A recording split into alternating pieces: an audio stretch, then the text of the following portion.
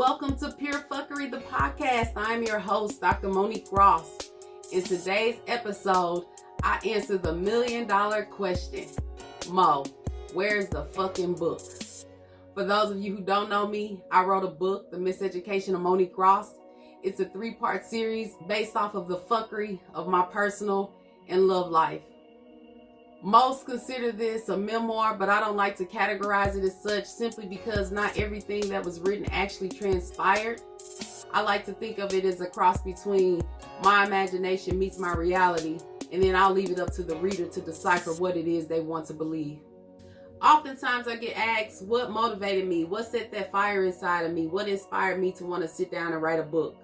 Now, as you all know, we all have a story to tell. In reality, we all have at least one book in us.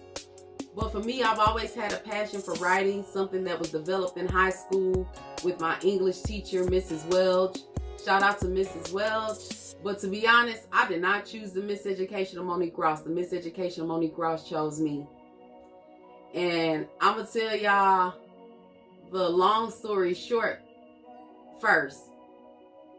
And something I read pretty much sums that up. Sometimes our lives have to be completely shaken up and rearranged in order to relocate us to the places we're meant to be. Now, the short story long version. Back in 2014, I started the writing process of The Miseducation of Monique Ross. I was sitting in my bedroom listening to The Miseducation of Lauryn Hill on the speaker. And because I'm a pros and cons type of person, I was sitting there weighing the pros and cons regarding a situation pertaining to matters of my heart. In the middle of writing, I had an epiphany, and this epiphany was, you should write a book. You should title it The Miseducation of Monique Ross. You should use the tracks off the album as your chapter titles, and you should tell all this fuckery that's going on. So I did. I sat there that night. I thought the idea was genius. I wrote out the track names on the album. I outlined each chapter, beginning, middle, and end. And I proceeded to tell all this fuckery that was happening in my life at the present moment. Before I knew it, I was knee deep into this shit. I laughed, I cried, I had some very proud moments, I had some very low moments, but nonetheless, I did it. Halfway through the writing process, I was out at dinner with one of my close friends, telling him about The Miseducation of Monique Ross. He loved the idea. In fact, he had a lady friend out in New York that worked as a literary agent. So he reaches out to her that night, tells her all about me and what I was doing. He puts me on the spot, makes me get on the phone with her. I have a conversation with her. By the end of the conversation, she says, send it off to me. I would love to look at it and let you know my thoughts. It took me a few days before I mustered up the nerves to send it to her, but eventually I did. I sent it to her. A few weeks went by, I get a phone call. She's like, Monique, I love it. I love your rawness. I love how uncut and how unfiltered it is. I love how you hold no punches. I would love to work with you on shopping this around to different publishing houses to see if we could get a contract. A few months went by. She calls me again and lets me know that we have a publishing house interested in offering us a contract. They had already drew it up. She sent it over to me. I looked it over. I decided that I wasn't ready to sign a contract. So I didn't sign the contract, but I made a verbal agreement with my agent and this particular publishing house that once I was done with this project, no matter the time frame, that I would come back and I would sign this contract and work directly with this particular publishing house on getting my book out to the world. And to solidify that verbal agreement, our contact at the publishing house, he had some concerns about me using the track names off the album.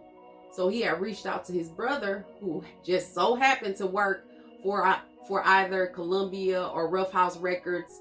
Those are the two labels. Anyhow, he reaches out to his brother, who just happened to work there, and I'm going down to Dallas because I'm thinking about relocating for a job within the company that I was employed for at the time. And it just so happened everybody's schedules worked out perfectly. So after my job interview down in Dallas, I was off to a meeting to sit down with these executives from these record labels. I pitched my idea. I told them how I came about writing this book. I told them about the epiphany that I had, and because I wasn't plagiarizing, I wasn't using any of her words from her album or anything like that, they wished me well and sent me on my way. They really could have cared any less about what I was doing. So fast forward, I finished writing the book. I reach out to my agent. I let her know that I've completed the project. She's ecstatic. She's like, okay, great, send it to me. I send it off to her. A couple months went by. She reaches back out to me and lets me know that she's been in touch with our contact at the publishing house, and he wants to set up a meeting with us. So we get on a call with him. He tells us that he's changed publishing houses. He has the project in his hands, wants us to do some additional work. We go back and forth for about another month, making edits, elaborating in certain areas of the book. And then finally he says, I just don't think that this particular project is going to be a fit for my publishing house in which I'm at now. I wasn't choked up about it. He actually referred us to another colleague of his that worked at the publishing house in which he was previously employed, but she declined the project because she was knee deep in multiple projects as is, and she didn't feel as if she would be able to give my project the attention that I felt as if it deserved, that my agent felt that it deserved. So it wasn't a big deal to me. So I put the book back on the shelf and decided to go ahead and complete my coursework for my PhD in expressive therapies. So fast forward, I complete my PhD. I decide to reach back out to my agent. She's ecstatic to hear from me once more. She's like, okay, let's do it. So she starts shopping the project around once more. I was on family vacation when I got the call from my agent that Austin Macaulay Publishers was interested in picking up my project. And I thought for sure that 2018 would be the year that the Miseducation of Monique Ross saw the light of day. But remember what I said, sometimes our lives have to be completely shaken up and rearranged in order to relocate us to the places we're meant to be. So 3 things happened. I lost my job due to a merger and acquisition. My position was eliminated. The guy I was dating down in Atlanta thought that this would be a prime time for me to relocate so that we could attempt to see what we could be without the distance between us. So after losing my job, I decided to hastily move to Atlanta. I started interviewing between St. Louis and Atlanta and really was just looking for whatever opportunity that would be the best fit for me. It just so happened, between going back and forth between St. Louis and Atlanta and doing interviews, one particular week I was in St. Louis. I get a call from this company that I had been interviewing with, and they tell me that they want me to come in for final rounds of interviews. My best friend, she just happened to have some time off work. It was a holiday weekend coming up, so she offered to go down to Atlanta with me. We go down to Atlanta. I get the job offer the same day. We decided to make a weekend out of it. We kicked it in Atlanta for the weekend. And I get home from Atlanta on cloud 9. I am now the VP of Human Resources for a tech startup company. I got my new bae down in Atlanta. I'm on cloud 9. Before I left St. Louis that weekend, I had discussed with my sister about her coming up to pick up my son's car. I was giving it to my little niece because my son was off to college. My brother had been staying with me for about 3 years at the time. 3 months before all of this, he wrecked his car. So So he didn't have any transportation. He would oftentimes borrow one of our vehicles, or he catch public transportation, or have one of his lady friends come pick him up to get him from point A to point B. Because I was planning to give this vehicle to my sister, she was supposed to pick it up that weekend because it was a holiday weekend. She had time. I left the keys at home. I canceled the insurance on the vehicle. I told my sister, and she said she was going to take care of it. When I get back to St. Louis, the vehicle is not here. I assume my sister picked it up. I talked to her. She did not come and get the car. So I figured my brother had it. Didn't think twice about anything. I asked my son, when's the last time you seen your uncle? He's like, oh, I saw him the other day, but he didn't have the car. Still didn't think anything of it. Just assumed that he had parked it somewhere, was riding with one of his lady friends or something to that effect. The next day, I had dropped my dog off to the groomer earlier, so I was leaving out to go pick her up as I was about to go day drinking with one of my homeboys. When I come back to drop the dog off from the groomer, my brother's sitting outside, but the car isn't here. So now I'm like, okay, what the fuck? I say, bro, where's the car? He's like, huh? He act like he didn't hear me at first. I'm like, bro, where's the fucking car? He's like, I had an accident. I'm like, an accident? What? When? He's like, Thursday or Friday, whatever day it was. So I'm thinking in my head, it is now Monday. You had an accident. At what point were you going to tell me? At what point were you going to call me? And he's like, well, I knew you was down there and you were having a good time, and I didn't want to ruin your weekend. Bro, I don't give a fuck what I was doing. That's something you call and let someone know. You could even call my ex-husband and told him. But you didn't bother calling nobody. You didn't bother texting nobody, nothing. And in that moment, I really could not find the words. All I could say was, bro, it's time for you to go. Now, mind you, my whole family, everybody had been telling me, Mo, it's time for you to wash your hands. That's a grown-ass man. You can't keep carrying him the way that you carry him. You're enabling him. But that's my bro. My mama told us we all we got. Y'all got to stick together, be there for each other, hold each other down. But this was the last straw, because mind you, never mind all the fuckery that had happened previously. This just was the icing on the cake, for real. So he's pissed at me. I tell him he had to leave, and I go about my day. I go out day drinking. So the next day, businesses are opening back up. So I get my son off to school. I do everything I need to do that morning. I start calling around trying to find the vehicle, because my brother had told me that the vehicle had been towed by the city. I called the city tow. I called the county tow. I called Terry's Towing. I called all the towing places that I know typically tow vehicles, involved in an accident. Nobody has this vehicle. Nobody has any record of this vehicle being towed. I'm blowing my brother's phone up, texting him. He's not responding. He's not answering the phone.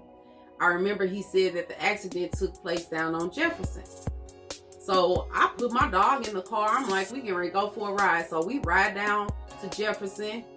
I end up riding all the way down South Jefferson to North Jefferson. No vehicle. I do not see this car anywhere in sight.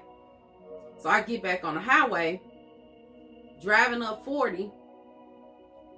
I'm steady texting my brother. I'm calling his phone as I'm driving down 40. And finally, he replies to my text. He says, the car stopped on the side of the highway. Just as I'm approaching the fucking car, I look over. There go my fucking son's car, my niece's car, sitting on the side of the fucking highway. The entire front end missing. I bag up on the fucking highway, hop out, look at this car. It's completely mangled. I'm like, what in the entire fuck? So you lied and told me that the car been towed, You left the car, it stopped, and you left it on the side of the highway. And come to find out, this motherfucker went on a weekend rendezvous down to like Branson or fucking Lake of the Ozarks or something. And then bother calling me and telling me shit. Live it. I call AAA. I tell them the situation. They send somebody out. They end up towing it back to my house. Once AAA unloaded the car, I talked to them for a few seconds, signed a little authorization form, and just as they pull off, 12 rolls up on me, hops out the car, fucking Popo rolls up on me. I'm like, how can I help you, officer? He says, I have record of a vehicle accident. I have record of an accident involving a vehicle registered to this address. I can't lie. I can't deny this shit. The car is sitting right here, plain as fucking day, in this officer's face. I said, officer, this is the vehicle. I was out of town this past weekend. My son is away in college. It's his car, but I was giving it to my sister for my niece who lives out of state. She was supposed to drive up and pick it up, but she didn't make it up to get it. When I returned to St. Louis, I just found this car on the side of the highway.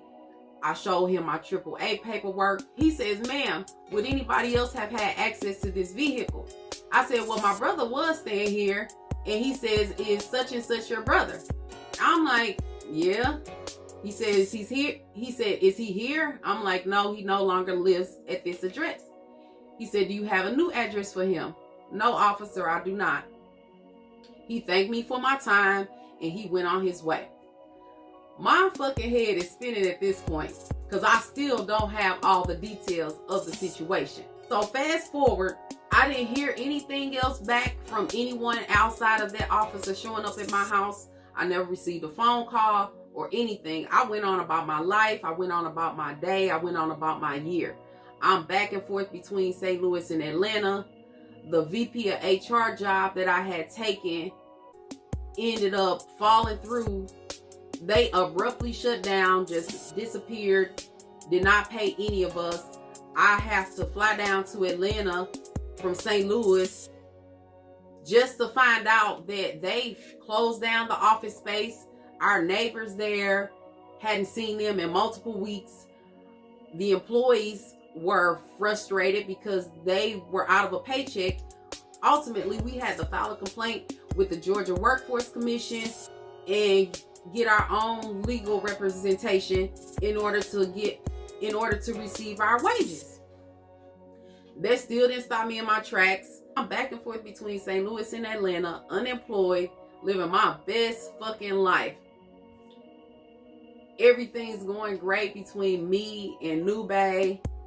He's taking me out to Savannah, Georgia to meet his friends and family. We spending time out there. We spending time in Atlanta, just on some chill shit, kicking it, blowing big trees, having a good time with this, having a good time. One particular weekend, I come back into St. Louis. I got 4 letters from Jefferson City. One notifying me of the situation and outlining the details of the situation. The second letter telling me that they're going to sue me if I don't respond in the allotted time frame. The third letter, because I didn't respond, letting me know that they were moving forward with suing me. The fourth letter letting me know that I had been sued and a lien had been placed on my personal property and my assets were being seized. Are they cussing they mamas in France? Never mind what I lost monetary wise or materialistic. Just know that I had never in my entire adult life been down so fucking bad. My first call at this point was to a lawyer. I had to leave a message and someone was going to get back to me. My second call, I called my sister's phone because at this point, this was where my brother was staying. I'm telling her what's going on. She's like, he right here. So she puts it on speaker. He's like, who is that? She's like, that's Mo. So I'm yelling through the phone. I'm like, you know, these motherfuckers done sued me and they done put a lien on my property and they fucking seizing my assets and blah, blah, blah, blah, blah. Do y'all know?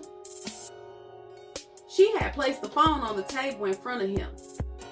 Do y'all know this motherfucker says, hang up on her. I don't have time for her negative energy. And he hit the end call button. Negative energy? Motherfucker, negative energy? Yo, what in the entire fuck? Let me get this straight. You have an accident in my son's car. Come to find out you've damaged some City of St. Louis property, some City of St. Louis Police Department property, and 2 other people's property. And on top of that, there was a passenger in one of the vehicles, and I'm being sued by all these motherfuckers. But I'm the negative energy. I got the motherfucking strap. 50 voice, for real. Shout out to 50. And I hopped in the motherfucking whip and was about to roll down on my sister's house before my fucking phone rung once more. She already knowing I'm on some bullshit. She like, you want me to let you know when he leaving out the house, trying to make me laugh and shit. Yes, bitch, let me know when he's leaving out the motherfucking house, because I'm sitting around the corner and I'm gonna wait for him to come outside and I'm gonna pistol whip his punk ass. I'm the negative fucking energy? Are you serious? But ultimately, she calmed my dirty ass down and saved me from my first 48 television debut. Boy, I tell you, be your own motherfucking family every time, man. Every time. Your family, you gotta watch out for these motherfuckers the most. I love my family, but I'm just keeping it 100. You gotta watch out for your motherfucking family the most. So all this shit just halts me in my tracks. I put my relationship with Nube on hold. I'm sick. Damn near everything I've worked hard for, my little cushy savings that was allowing me to live my best life, just wiped away. And I still owe some money. My bank accounts were in the negative balance. I was told that in order to get the liens off my property, I had to come up with an astronomical dollar amount that was far beyond my reach at this point, because they had taken everything. My shit was in a negative balance. I had bills that were on auto pay, bouncing every fucking which way. I was down. But thank God for the friends and family that just won't let you give up on yourself. They came through for me. Got my accounts off the negative balances. Paid off the remaining balance of the debt. Made sure my bills was paid. Not a damn thing in my house was disconnected, shut off. I didn't get behind on anything. Nube kicked in. My ex-husband kicked in. My motherfucking best friend, the Pepster. Shout out to the Pepster. Hit my line every fucking Friday. Mo, you good? Y'all need anything out there? Half the time, she knowing I'm a decline anyway, I just wake up to a Cash App notification. She gonna kill me for speaking on this because her love and support is never boastful. But man, she don't even know how much her being there for me and coming through for me when I was at my lowest, none of them do. My kids, Granny, their aunties, my cousin, my homeboys, my homegirls, my ex-husband, Nube. None of them know. They have no idea the fucking catastrophe that they saved me from. My motherfucking son, my son, Jay Easy, shout out to my oldest boy. Shout out to both of my boys, Jay Easy and DA. But my oldest son, This the realest motherfucker on my team. I ain't about to go off into none of it, but just know this motherfucker has his mama's back, front, and side. I love that little dude. I love both my babies with all my heart, but relative to this conversation, shout out to my oldest, man. It's none but love. I love him. I appreciate him. Man, ain't no doper bond than the bond between a mother and her son. I'ma just leave that there. But thank God I don't look like what I've been through.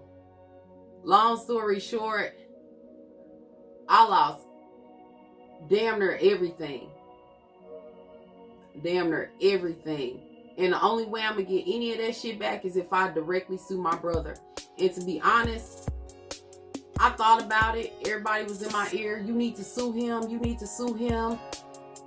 And I had an attorney draw up the paperwork and everything. But at some point, I decided not to move forward with it. I just thank God that my brother wasn't injured in that accident. He didn't lose his life. He didn't lose a limb in that accident. I chalked the vehicle up as a loss. And needless to say, I just let that hurt go without an apology that I knew I was never going to get. Because I knew it was going to end up pitting my already dysfunctional ass family against one another. And plus, I already know regardless, I'm going to always be all right. So I thank God, source, spirit, universe, ancestors, whatever it is you choose to believe in. I lit some sage, I did some yoga, and I meditated. And I moved on with my life. So I'm still looking forward to releasing my book for my birthday in 2018. I booked vendors. I planned out the biggest, stupidest, dumbest 38th birthday / book launch party. I get a call from my agent telling me that they want non-disclosure agreements signed by at least 3 of the main characters in which this book was inspired by. And of course, that didn't go over too well. Nobody wants to sign it. Nobody wants to be involved with my book and me airing all my dirty fucking laundry. So I didn't press the issue because they didn't press the issue. Months went by. I hadn't heard anything back about these non-disclosure agreements. I was still planning my 38th birthday book launch shindig. And November 6th, 2018, I get a call from my agent letting me know that because we don't have these non-disclosure agreements signed, my project was being placed on hold. I immediately reached back, after having this conversation with her, and not before realizing the seriousness of this, I reach out to the 3 individuals, practically beg them to sign the non-disclosure agreements. One finally agrees to sign. The other 2 stood in their fucking convictions and refused to sign. And ultimately, my agent relays the most disheartening news.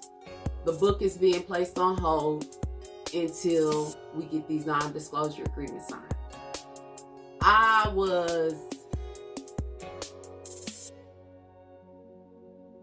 at a point where I was in complete and utter disbelief at the massive amount of fuckery that was taking place, because even after losing my job, even after the situation involving the car accident with my brother, I still had my book to look forward to. I still had my book launch to look forward to.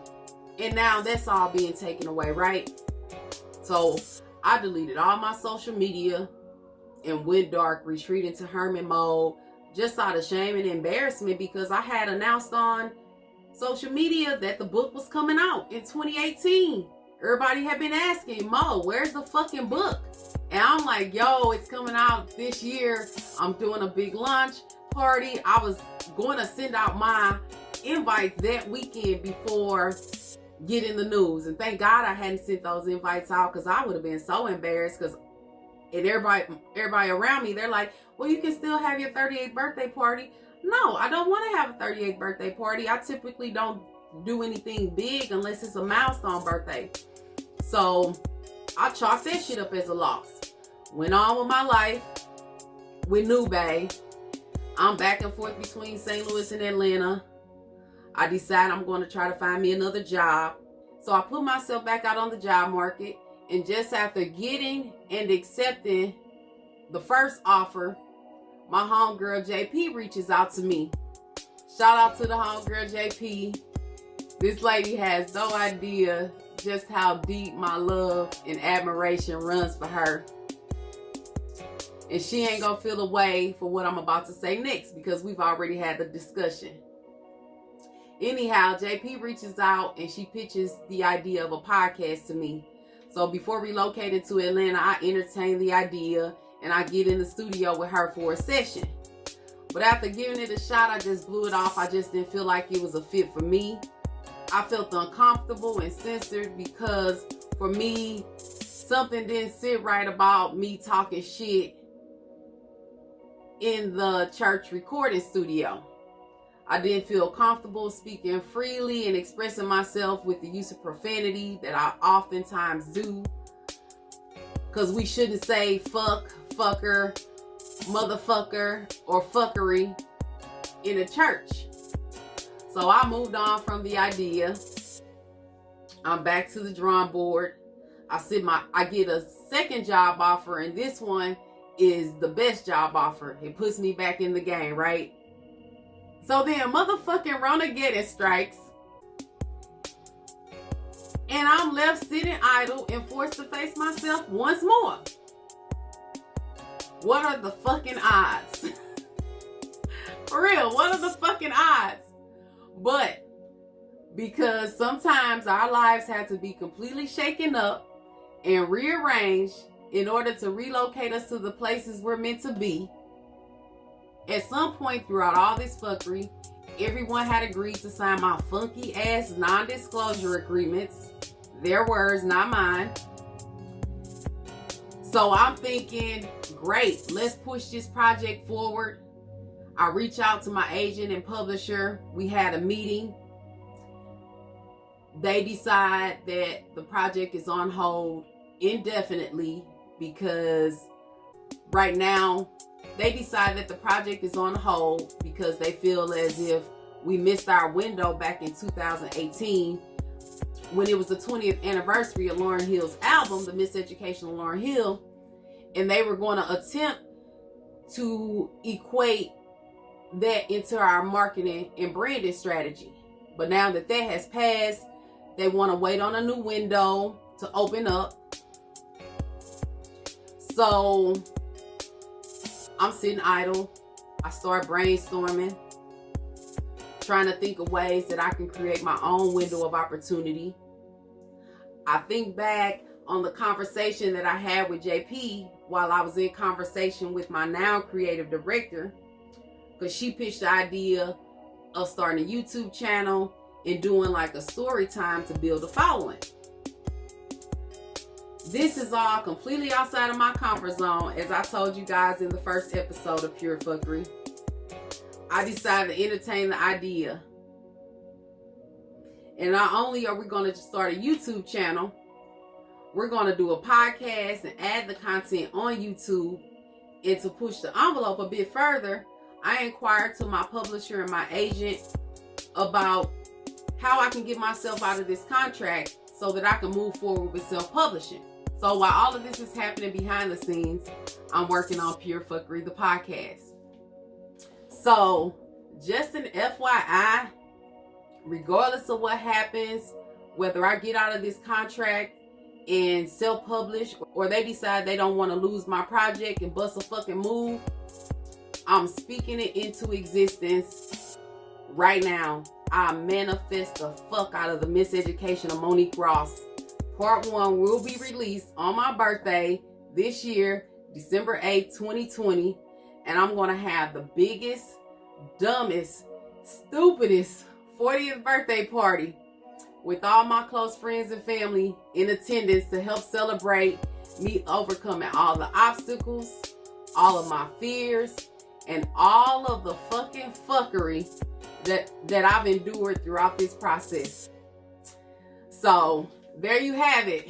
The full story, uncut, unfiltered, unedited, straight from the horse's fucking mouth. So now y'all can stop asking, y'all can stop wondering, stop assuming, stop speculating. The $1 million question. Mo, where's the fucking book? Truth be told, I needed all of this shit to happen. I needed all of this to transpire in order to prepare me. I remember praying, asking God, source, spirit, universe, ancestors, again, whatever it is you believe in. I don't want to offend anybody. But I remember praying, asking to be humble.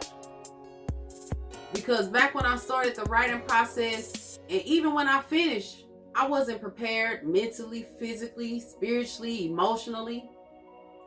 And as humbled as I thought I was far from it. I wasn't in the space that I'm in now.